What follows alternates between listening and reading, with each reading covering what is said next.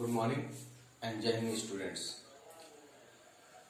History के पहले chapter print culture और मॉडर्न वर्ल्ड का आज का वीडियो जो होगा इस चैप्टर का लास्ट वीडियो होगा। ठीक है, इसके पहले के वीडियोस में हम बात कर चुके हैं, ठीक है, different aspects of the print culture. Print culture के अलग अलग फॉर्म्स के बारे में हमने बात करी है कि उसकी कहाँ से जो है शुरुआत हुई, है ना, किस तरह से वो यूरोप पहुंचा, फिर से आपका प्रिंटिंग प्रेस का डिजाइन हुआ, ठीक ना, रोटरी प्रिंटिंग प्रेस कब आया, ठीक है, ये सारी चीजें हमने डिस्कस किया।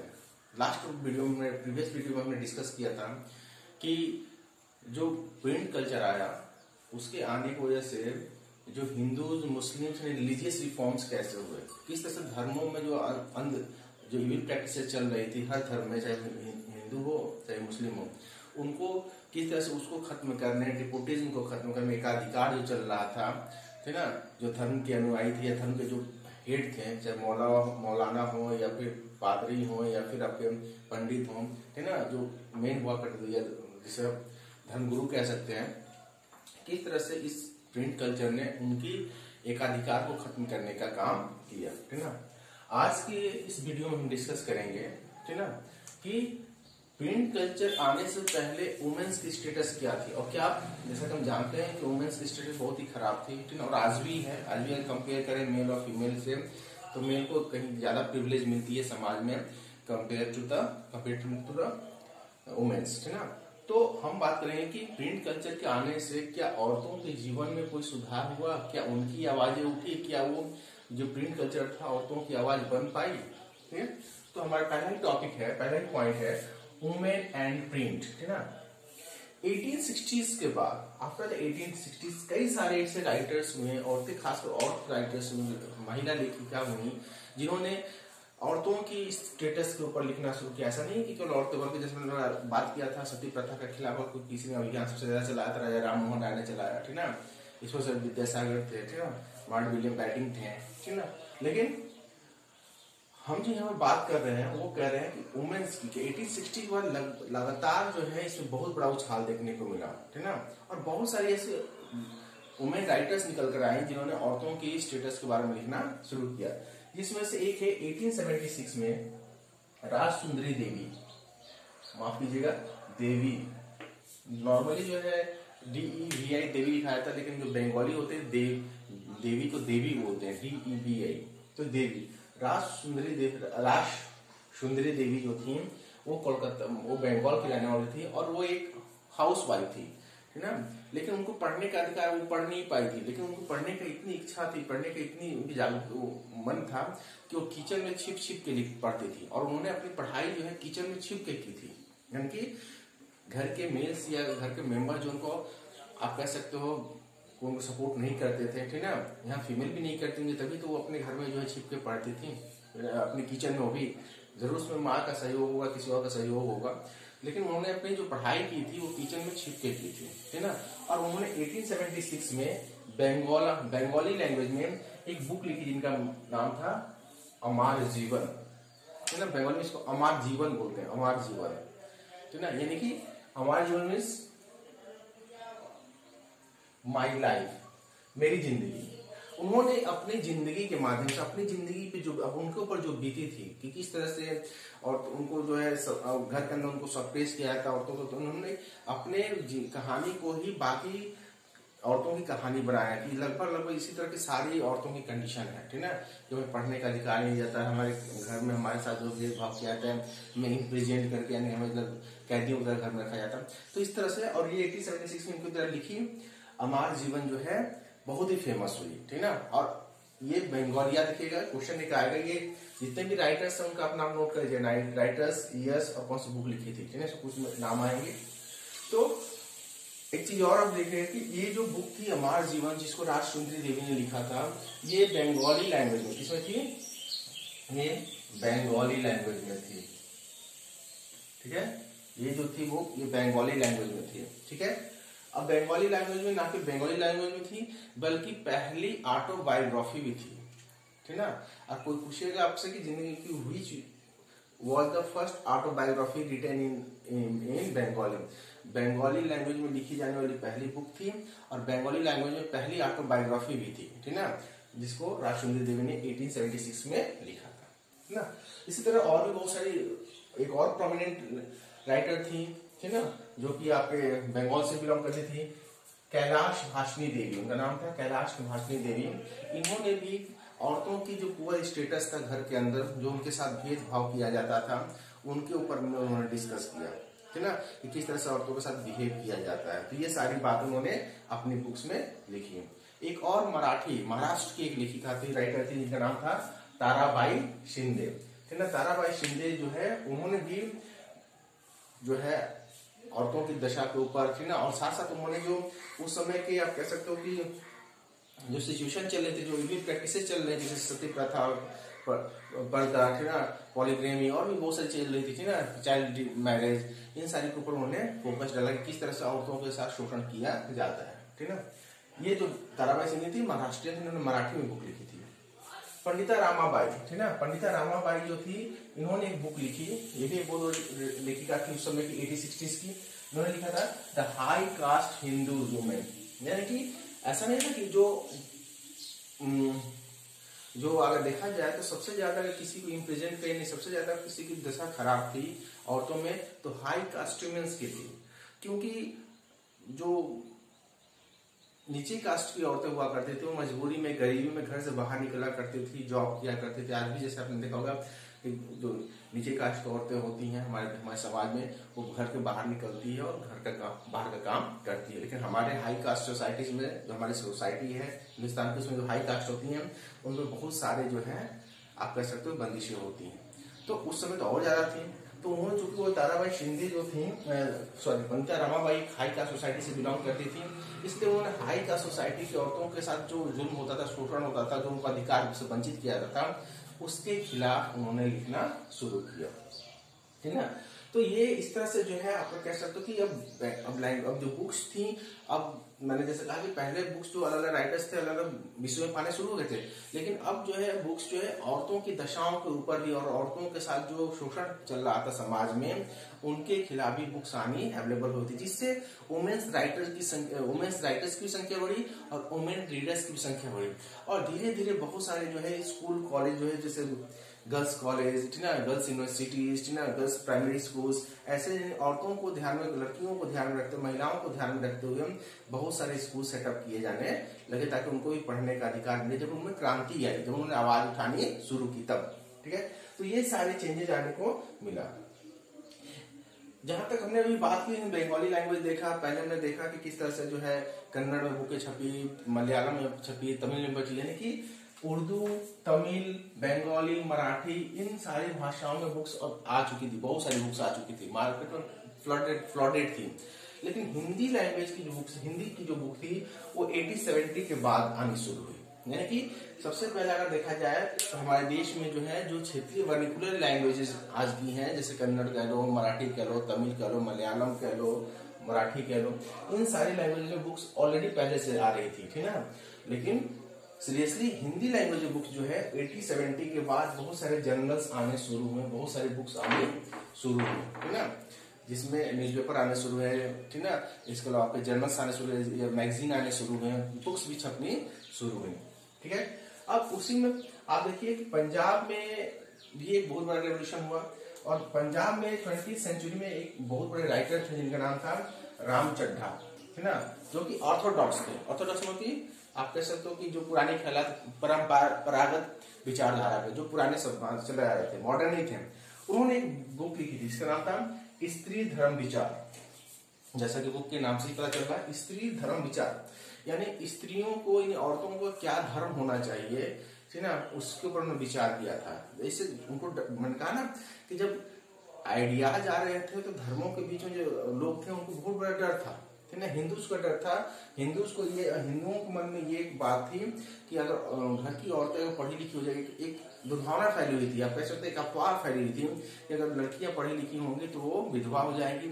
और मुस्लिमों में ये था कि अगर लड़कियां पढ़ेंगी तो, चूंकि उर्दू में रोमांस ज्यादा होता है, उर्दू के आप शब्द देख लीजिए, उसमें बहुत सारे रोमांटिक्स वर्ड यूज किए जाते हैं, तो उनको डर था कि अगर उर्दू के लिटरेचर को जो पढ़ेंगी हमारी घर की लड़कियां, औरतें पढ़ेंगी, तो पथभ्रष्ट हो जाएंगी, वो अपने धर्म से हट जाएंगी। इस वजहों से जो है बुक्स को उनको पढ़ने की आजादी नहीं दी जाती थी। तो जैसे मैंने कहा कि राइटर्स अलग अलग थे, ठीक है। जैसे हमने देखा कि जब राजा राम मोहन राय ने संवाद कौमुदी लिखना शुरू किया तो और एक राइटर जो थे उन्होंने जो है अलग बुक लिखनी शुरू कर दी जो सपोर्ट करती थी। तो उसी तरह से ये जो थे रामचंद्र राजपूत ऑर्थोडॉक्स हिंदू थे और इन्होंने एक बुक लिखी स्त्री धर्म विचार, जिसमें उन्होंने औरतों के ये बताया कि औरतों को क्या धर्म है, किस तरह से अपने पति को खुश रखना चाहिए, किस तरह अपने घर को खुश रखना चाहिए, है ना। यानी कि वो कहीं ना कहीं वो जो पुरानी सभ्यताएं चली रही थी, पुराने संस्कार चले रहे थे, उसको वो सपोर्ट करते थे, ठीक है। तो ये सारी चीजें उसमें डेवलप हुई। अब देखिए द बटाला, एक पॉइंट आता है, बटाला बहुत ही फेमस होता है, वो क्वेश्चन आता है बटाला क्या था। बटाला कोलकाता का एक एरिया है, उस समय का था, एरिया नहीं था, जहां बुक पब्लिकेशन सेंटर हुआ करता था। जैसे हमने देखा चीन में संघाई था, जापान में यूडो, जिसका पुराना नाम यूडो था, टोक्यो जिसको कहते हैं, जो उसकी कैपिटल आज है। उसी तरह हिंदुस्तान में देखा जाए कोलकाता में सबसे प्रोमिनेंट जगह जहां पे पब्लिशिंग हाउस सारे बैठे हुए थे, उस जगह को बटाला कहा जाता था। तो बटाला क्या था, Battala is area in Kolkata where all the publishing books publications set up there publication house. यानी वो इलाका जैसे फेमस हो जाता है ना, जैसे कानपुर चमड़े के लिए फेमस है, ठीक है ना, कुछ और अलीगढ़ का ताला फेमस है, कहीं और कुछ फेमस है, फेमस हो जाता है। उसी तरह से कोलकाता जो था एक डेस्टिनेशन प्लेस था, किसके लिए, पब्लिशिंग हाउस के लिए। मैक्सिमम पब्लिशिंग हाउस वहीं पे सेटअप थे उस समय कोलकाता, ठीक ना।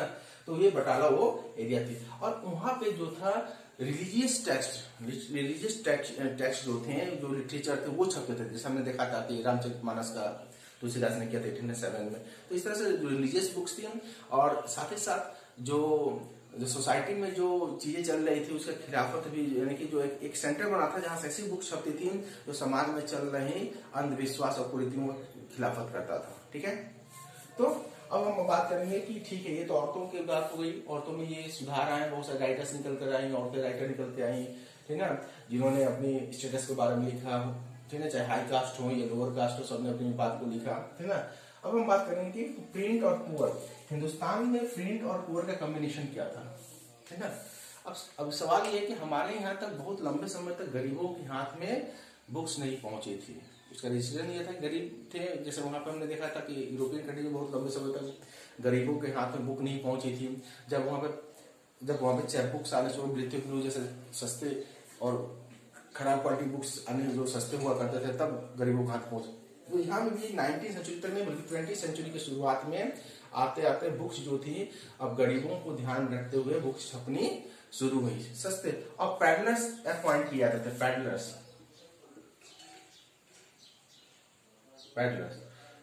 मतलब कि जो गली गली घूम के किताबों को बेचा करते थे। आज जो आपने देखा होगा बस में चढ़ते हुए तो बहुत सारे लोग जो है बस में जो है बच्चों के लिए ABCD वाला बहुत से बुक्स बेचते रहते हैं। उसी तरह से अब हालांकि बिल्कुल कम हो गया है। तो पहले जो थे उन जो सस्ती बुक्स हुआ करते थे, बुक्स को जो है गली गली पहुंचाने के लिए, गरीबों तक पहुंचाने के लिए पैडलर्स घुमा करते थे, बुक्स को सेल किया करते थे। और उस समय बहुत सारे ऐसे राइटर्स हुए जो नीचे कास्ट के थे, जो गरीब थे, उन्होंने गरीबों की आवाज उठानी शुरू की, जिसमें ज्योतिबाई फुले जो थे, ठीक ना, ज्योतिबाई फुले जिन्होंने 1871 में एक बुक लिखी थी, इसका नाम था गुलामगिरी, बहुत ही फेमस बुक हुई। ये बहुत ही फेमस बुक है ज्योतिबाई फुले की, जिन्होंने 1871 में लिखा गुलामगिरी। इसमें इन्होंने जो स्टेटस थी गरीबों की उसको दिखाई थी। लगभग उसमें के जो गरीब थे, they are not a servant, they just like a slave. Slave और सर्वेंट में फर्क होता है। सर्वेंट का मतलब होता है पेइंग वर्कर, जो जिसको आप काम कराते हो, पैसा देते हो। तो इस हिसाब से हर कोई सर्वेंट है, हर कोई सर्वेंट है। आप या इस दिमाग से निकाल दीजिए, कोई भी ऐसा इंसान जो कोई काम करता है उसके बदले उसको पैसा मिलता है, सर्वेंट, ठीक ना। तो अब इसमें आप चपरासी से लेकर DM तक, DM भी एक सर्वेंट ही है, ठीक ना। यहाँ तक प्राइम मिनिस्टर भी, वो किसके हैं, वो किसके सिविल सर्वेंट है, ठीक ना। तो ये सर्वेंट है ये लोग, ठीक ना। पोस्ट उसमें दिए गए कि आप ये पोस्ट, क्योंकि ये अपने काम के बदले इनको पैसा दिया जाता है, सर्वेंट।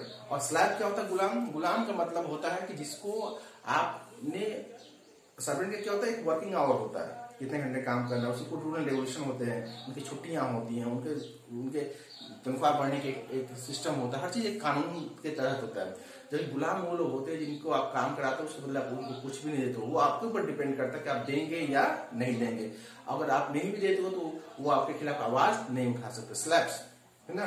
तो ज्योतिबाई फुले ने उन्होंने एक बुक लिखी 1871 में जिसका नाम था गुलामगिरी, और इस बुक में इन्होंने पूरी तरह से डिस्क्राइब किया कि किस तरह से जो गरीब थे वो सर्वेंट के फॉर्म में नहीं बल्कि उनके स्टेटस जो उसमें थे जस्ट लाइक गुलामों की तरह उनकी जिंदगी होती थी। आपने पढ़ा भी होगा कि कैसे जो है स्लैब्स ट्रेडिंग होती थी, किस तरह से लोगों को बेचा जाता था। उस समय की गरीबी इतनी थी कि घर के औरतें या जो फैमिली थे अपने बच्चों को सेल कर दिया करते थे पैसे के लिए, और वो कोई महाराजा राजा या उस समय के जो ट्रेडर्स थे लेके चले जाते थे और अपने यहाँ काम कराते थे बिना पैसे का, बस खाना देते थे और कपड़ा देते थे, जिंदा रहने के लिए खाना और पहनने के लिए कपड़ा।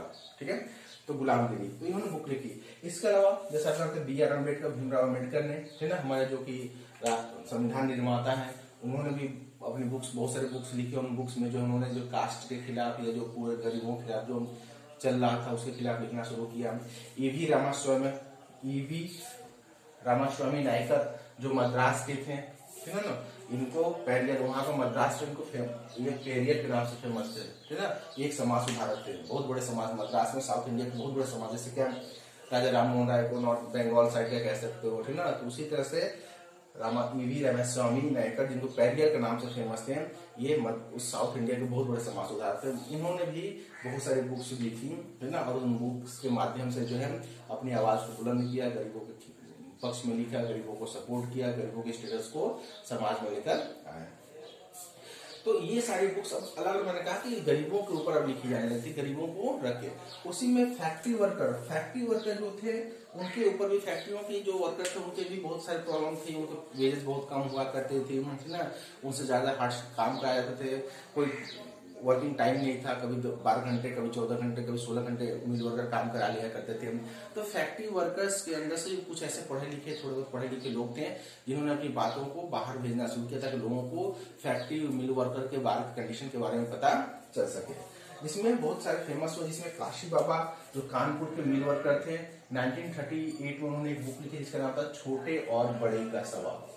जैसा कि इस किताब का नाम है छोटे और बड़े का सवाल। उन्होंने डिफरेंशिएट किया था कि बड़ा बड़ा क्यों है और छोटा छोटा क्यों है। यानी बड़ा जो है वो सारी लग्जरियस सारे सर्विसेज को एंजॉय कर रहा है, और जो छोटा सा मतलब है गरीब से मतलब है, जो गरीब है उसको हर चीज से उसको डिनाई किया जा रहा है, चाहे कोई भी चीज हो उसको उससे डिनाई किया जा रहा है ना। उसको कोई भी अधिकार, उसको कोई भी सम्मान, उसको कोई भी सेवाएं प्रोवाइड नहीं की जाती। और सारी चीजों का अधिकार किसका है?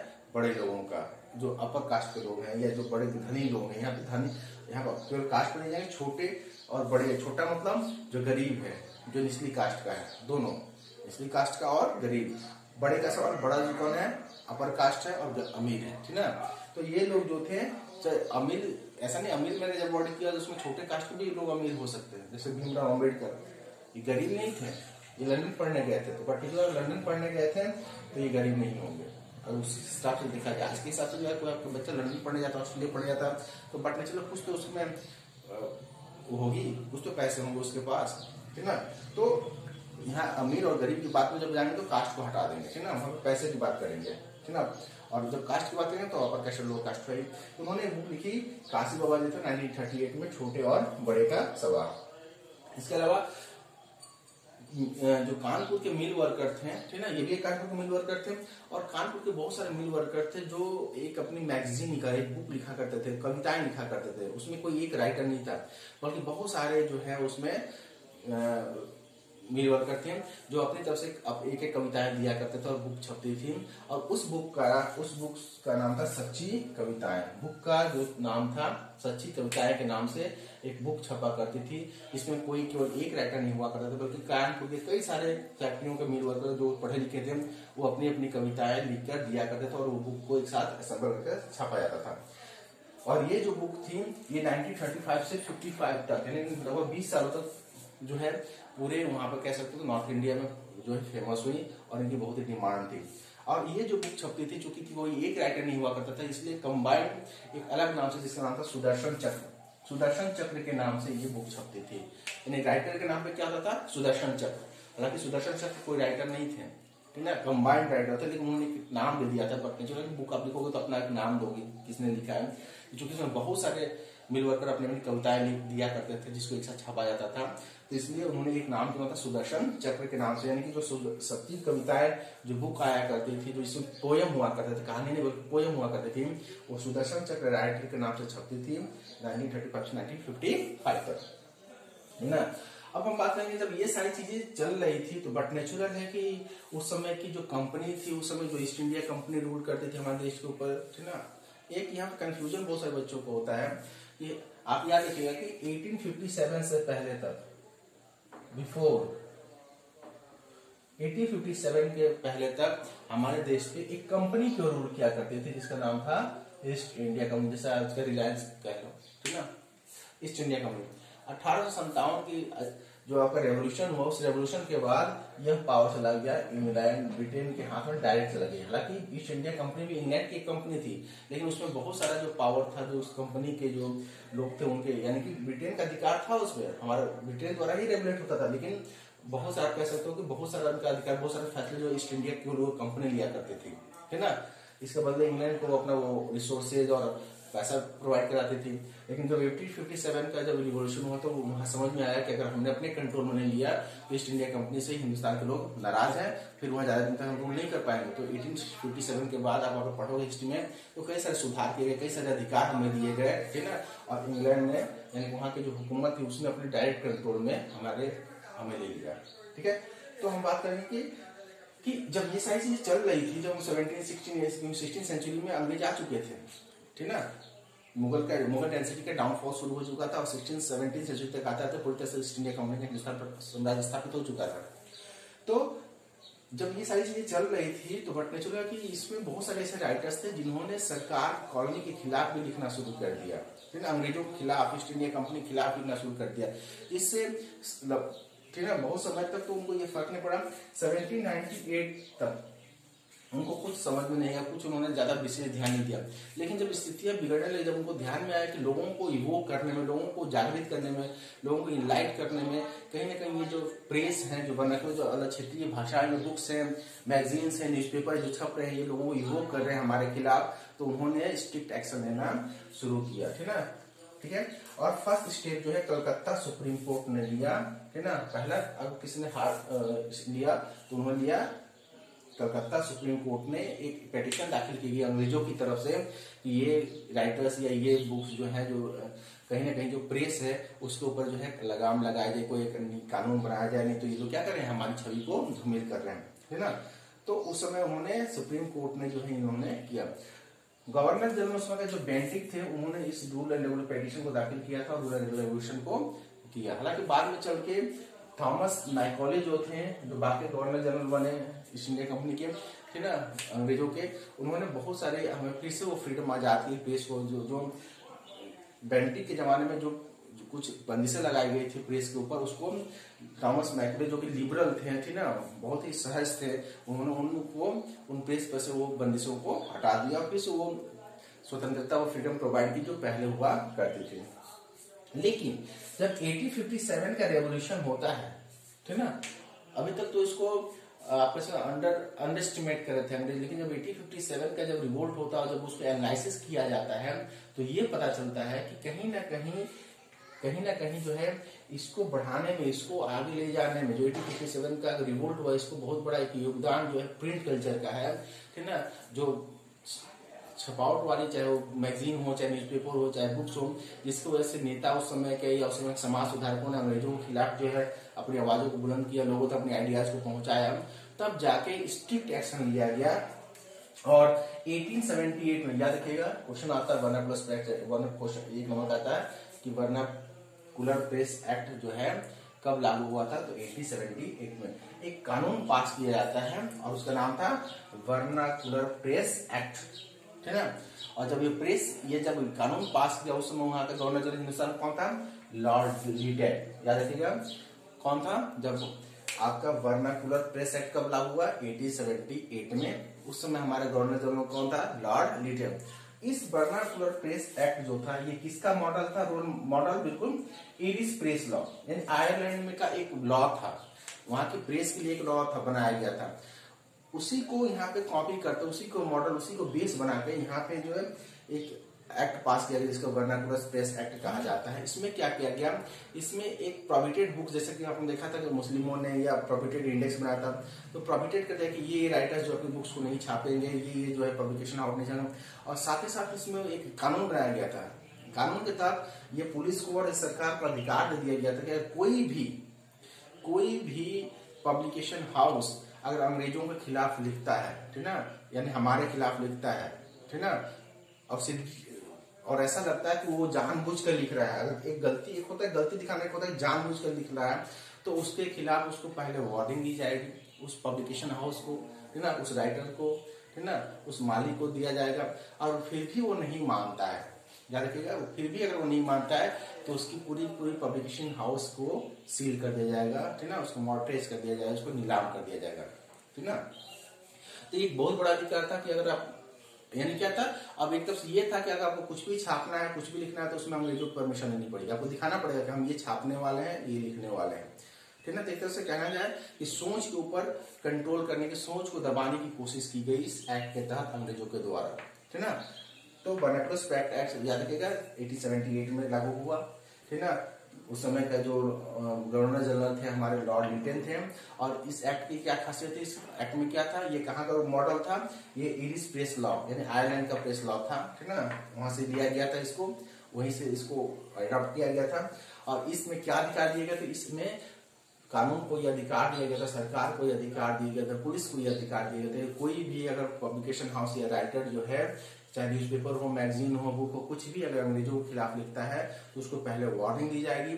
और अगर फिर भी वो नहीं मानता है तो उसके पूरे के पूरे जो है पब्लिकेशन हाउस को, कंपनी को, प्रेस को सील कर दिया जाएगा, सीज कर दिया जाएगा, उसको मॉर्टरेज, उसकी नीलामी कर दी जाएगी। तो ये एक बहुत बड़ा कानून था। लेकिन जैसा कि आप जानते हैं कि ऐसा नहीं हुआ कि इस लॉ के आने के बाद राइटर्स ने अपने लिखने बंद कर दिए। हाँ, बहुत सारे हद तक जो है बहुत सारी रुकावटें आई, लेकिन किसी और नाम से, किसी और पब्लिकेशन हाउस के नाम से, ठीक ना, बुक्स जो है आती रही। हालांकि कम हुई थोड़े समय के लिए, कुछ सालों के लिए इस पे कंट्रोल हुआ, लेकिन जो क्षेत्रीय भाषा में जो लोग लिखा करते थे, क्योंकि क्षेत्रीय भाषा में का फायदा ये था कि क्षेत्रीय भाषा सबको आती नहीं थी। अगर मराठी में कोई बुक छप जाए तो मराठी के लोगों को पता चलेगा कि उसमें क्या लिखा है, हमें आपको पता नहीं चलेगा। भोजपुरी में कोई बुक छपनी शुरू हो जाए, कोई बंगाली में छपने लगे, तो जो उस लैंग्वेज को जानते हैं वही बता रहे हैं। तो वर्नाकुलर का सबसे बड़ा असर ये था कि इसको हर कोई नहीं जानता था। एक आप ऐसा नहीं करते थे किसी को ले जाकर यहाँ से अपने आदमी को, मान लीजिए अंग्रेजों ने किसी हिंदुस्तानी को अपॉइंट किया हुआ है तो सारी भाषा को जानकार तो होगा नहीं कि सारी चीजों को पढ़ेगा वो। तो कहीं ना कहीं वर्नाकुलर जो क्षेत्रीय भाषा है खाली उनके ये एक एडवांटेज था, ठीक है। और उस समय बहुत सारी बुक जो है न्यूज़पेपर ये सारी छपनी शुरू हुई। 1907 में जब पंजाब में रिवोल्ट हुआ तो उस रिवोल्ट को अंग्रेजों ने बुरी तरह से सप्रेस कर दिया, कुचल दिया, उसको दबा दिया ना, जिसके खिलाफ इतनी निर्दयता के साथ व्यवहार किया गया था कि वहां के लोगों को अपने जैसे जानते हो घुटने के बल चलाया जाता था, ठीक ना, गलियों में दौड़ाया जाता था, नंगे करके घुमाया जाता था, उनको मारा जाता था, ठीक है। जिसके खिलाफ उस समय के जो बहुत बड़े लीडर थे, सोशल रिफॉर्मर थे, जिनका नाम था बाल गंगाधर तिलक, उन्होंने जो है 1997 में एक बुक लिखनी शुरू की जिसका नाम, एक पत्रिका निकालनी शुरू की जिसका नाम था केसरी।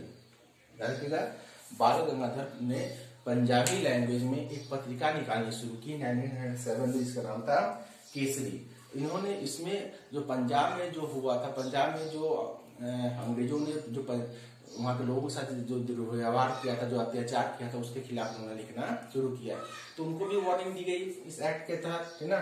और लास्ट में जब वो नहीं माने तो 1908 में उनको इम्प्रिजन, जेल में डाल दिया गया। जेल में डालने से ये हुआ कि वहां के लोग जो है भड़क गए, एक बार फिर से भड़क गए, क्योंकि वो एक बहुत बड़े नेता वहां के लीडर हुआ करते थे, बाल गंगाधर तिलक, है ना। तो कहीं ना कहीं हमने इस तरह से, लेकिन ये क्रम बंद नहीं हुआ, लगातार चलता गया, है ना। लोगों ने लड़ाई शुरू की और लास्ट में हमें आजादी मिली। तो हम कह सकते हैं कि हमारी इस पूरी जर्नी में, पूरे मानव इतिहास में, पूरे ह्यूमन डेवलपमेंट में आज तक हम जहां तक पहुंचे हैं, उसमें इस प्रिंट कल्चर ने एक बहुत बड़ा रोल प्ले किया, हमें इनलाइट करने में, हमें जगाने में, हमें अपने में सुधार करने में, हमें आगे बढ़ने में, ठीक ना, बहुत बड़ा रोल प्ले किया है और आज भी कर रहा है ना। आज भी हमें दिशा निर्देश, हमें ज्ञान की प्राप्ति, हमें दूसरी नॉलेज जो है प्रिंट कल्चर से। हालांकि आप इलेक्ट्रॉनिक मीडिया भी आ चुकी है, लेकिन कहीं ना कहीं प्रिंट कल्चर का अस्तित्व अभी बना हुआ है, बुक्स हैं, मैगजीन्स हैं, ठीक है। तो ये सारी चीजें आ रही हैं। तो इस चैप्टर में हमने ये देखा कि प्रिंट कल्चर ने किस तरह से ह्यूमन डेवलपमेंट को इनलाइटेड किया, हमें किस तरह से जागरूक बनाया, ठीक ना। चाहे वो यूरोप हो, चाहे वो एशिया हो, चाहे इंडिया हो, चाहे कोई भी कंटिनेंट हो, हमने यहाँ पे इस चैप्टर में हमने केवल यूरोपियन कंटिनेंट को और एशियन कंटिनेंट को ही कवर किया है ना। और एशियन कंटिनेंट में चाइना, जापान, कोरिया, इंडिया, और यूरोप कंट्री में चले जाओ तो फ्रांस, जर्मनी, ठीक ना, आयरलैंड, इन जो यूरोपियन कंट्री को हमने थोड़ा सा डिस्कस किया। लेकिन ये पूरा का पूरा यूरोपियन और पूरा बना एशिया में पूरा ये काम चल रहा था। तो इसके साथ ही आपका ये चैप्टर जो है प्रिंट कल्चर का आज खत्म होता है, ठीक है ना। अगला चैप्टर जो हम शुरू करेंगे तब आपको मैं जरूर बताऊंगा। Till then, thank you and goodbye and Jai Hind.